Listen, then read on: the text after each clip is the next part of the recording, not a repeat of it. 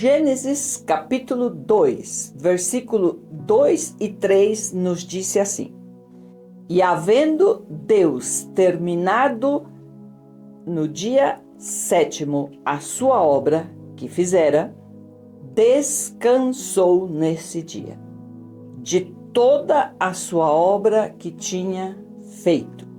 E abençoou Deus o dia 7º e o santificou, porque nele descansou de toda a obra que como Criador fizera. Este mês é o mês onde nós temos a conclusão ou o encerramento das festas de Jeová. Levíticos capítulo 23, ele explica sobre as 7 festas que deveriam ser praticadas, festejadas e cumpridas pelo seu povo. E hoje nós vamos dar sequência ao entendimento destas 7 festas.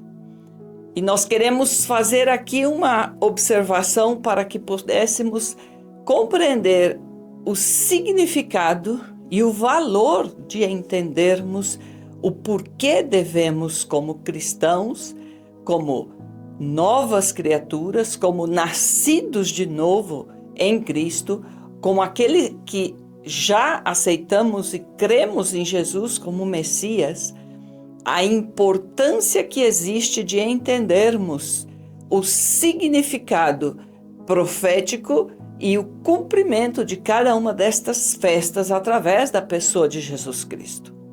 E o primeiro que nós devemos entender é que Deus tem uma forma de atuar, Ele tem uma agenda, Ele tem um plano de atuação para poder cumprir cada uma dos eventos que ao final culminarão em um retrato completo sobre o desfecho da redenção e salvação da humanidade.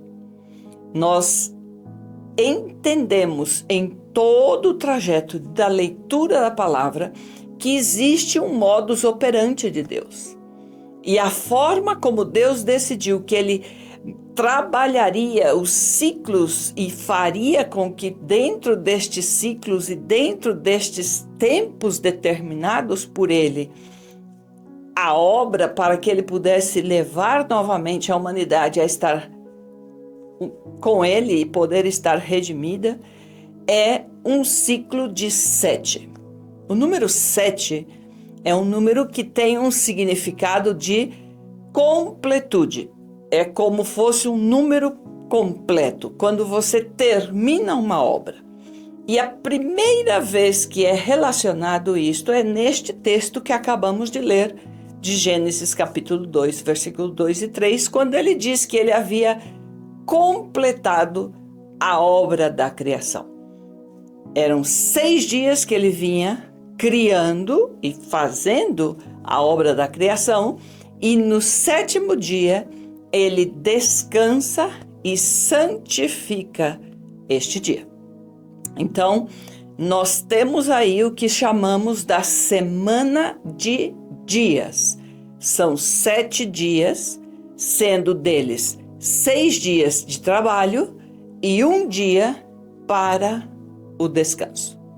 Depois disto, nós temos, e que aí se chama este dia, nós temos pelo nome Shabat. É o dia em que você descansa depois dos 6 dias de trabalho. Depois dos dias, ou da semana de dias, nós temos a semana de semanas. Se vocês se lembram, quando estudávamos a festa da Páscoa, e a partir do dia das primícias que se apresentava no templo e que o sacerdote mexia estas primeira colheita da cevada, se contavam 7 semanas de 7 dias.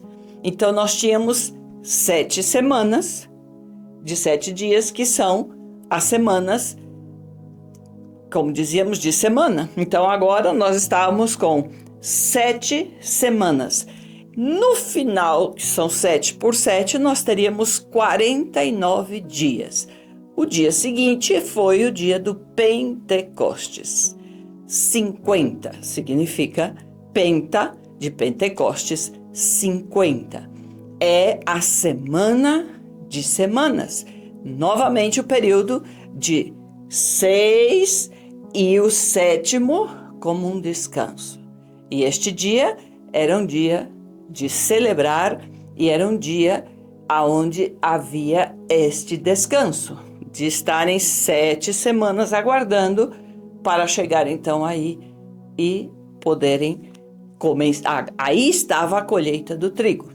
Quando eles apresentavam na festa das primícias os primeiros frutos colhidos da cevada, eles faziam com a certeza e a fé de que Deus abençoaria para, chegando nesta semana, com estas 7 semanas, estariam chegando em Pentecostes, que foi a festa, e era onde então se apresentava os 2 pães, um pão de cevada e um pão de trigo, e aí era a colheita do trigo. Depois, então, nós já tínhamos a semana de dias, Shabat, a semana de semanas, Pentecostes, e agora nós tínhamos a semana de meses. Qual é ela?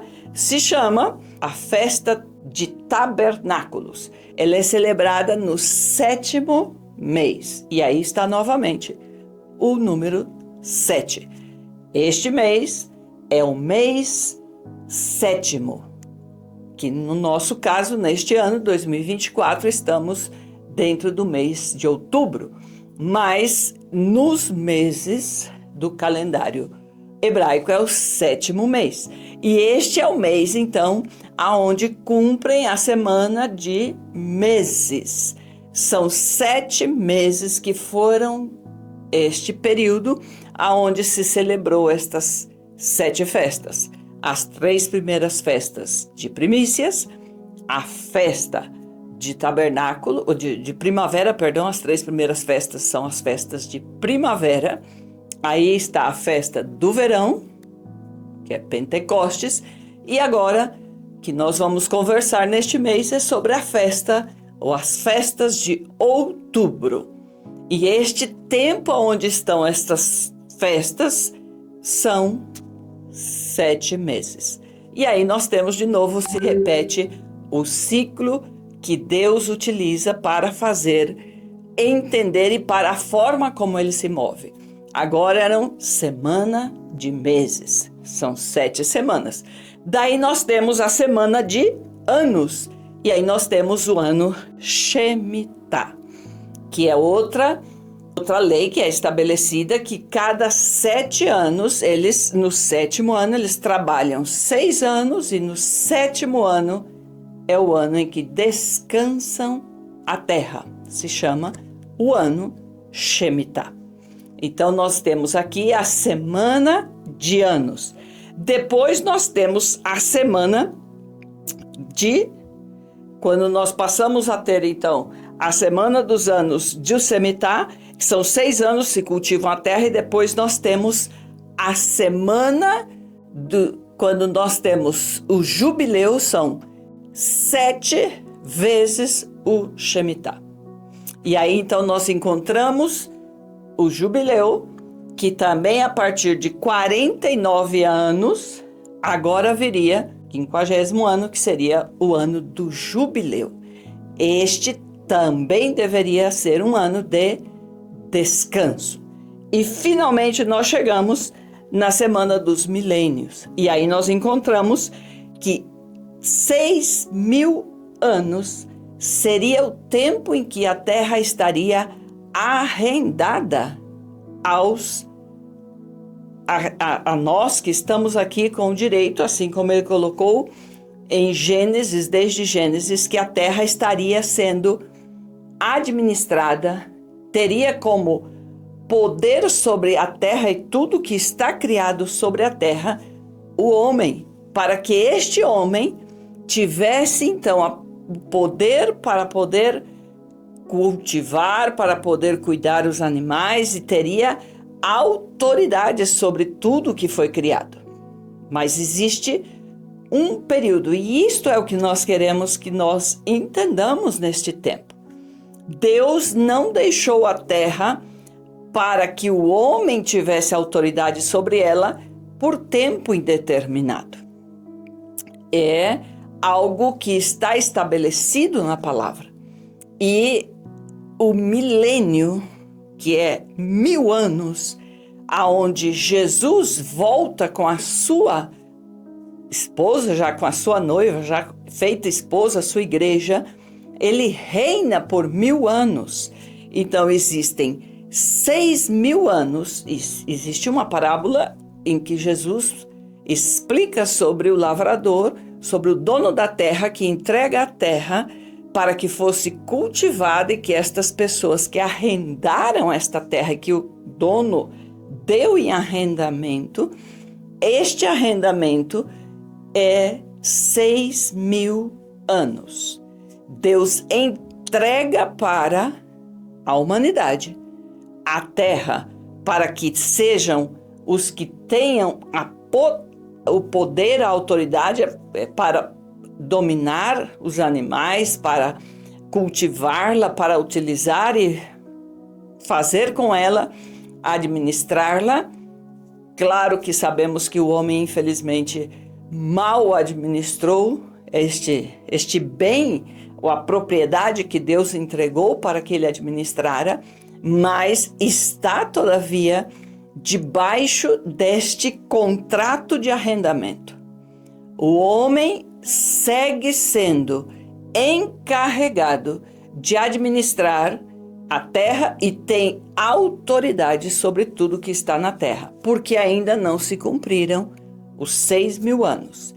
E o que vamos ver nas festas de outono é o conhecimento do que é profeticamente anunciado através do cumprimento destas festas sobre este 7º ano, o ano sabático, este sábado, que Deus é o dono. Ele vem para tomar posse e administrar por 1000 anos esta terra. Este é o entendimento que devemos ter de como Deus organiza e se move sobre os eventos que vão ocorrer na Terra. E entendemos que o mundo veio sendo desenvolvido sobre a pergunta mais importante neste momento talvez fosse: em que ano estamos? Se o homem está autorizado a administrar por 6 anos, 6 dias, em Pedro, ele fala sobre a necessidade de nós nos lembrarmos que um dia é como 1000 anos. E este texto, ele está falando sobre o contexto do retorno de Jesus. E isto ele está falando para que entendêssemos este proceder de Deus e como ele utiliza os tempos, utilizando sim o sol, a lua, as estrelas para contar ciclos, contar dias, contar meses, contar anos, contar milênios, para que ele cumpra este projeto ou plano da redenção da humanidade. E necessitamos entender isto, e a pergunta que surge é: em que ano estamos? Para os judeus, eles hoje estão no ano de 5.785.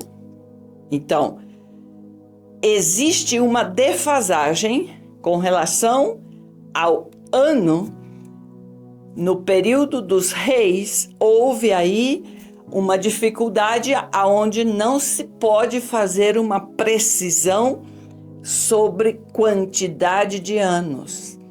De Adão até aí Saul, Davi, fácil, Mas já quando vão outros reinos e começa, aí neste período existe uma defasagem que chegam a estar em acordo que estamos em torno de 200 anos. Seria a diferença.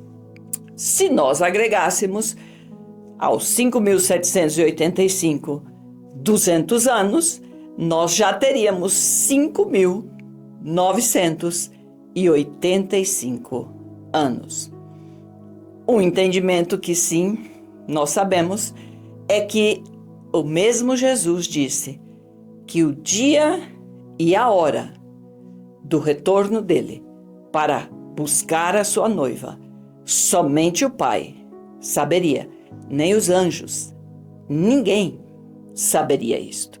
Então, uma das explicações do entendimento de que não se consegue precisar de forma tão exata este ano em que já estaríamos, é porque fica a incógnita de realmente não podermos saber de forma precisa o dia e a hora do retorno do Messias. Pero sim, nós podemos estar muito conscientes de que estamos mais próximos que nunca deste retorno. Já estamos talvez a segundos, se um dia como 1000 anos, como seria este restante de tempo que nos falta para fechar os 6.000 anos e começar os 1000 anos, o milênio do reinado de Cristo. Isto é o que nós vamos estar entendendo estes dias, durante este mês, que é o mês aonde se completa por ser o 7º mês, este ciclo aonde Deus demonstra e deixa para que os que conhecem a Ele, que esquadrinham sua palavra, que buscam o entendimento, possam estar preparados para seu retorno. E você? Qual é a sua disposição e como você celebra, como você entende que as festas de Jeová, que não são festas de judeus, a Bíblia fala em Levíticos 23, que são as festas de Jeová.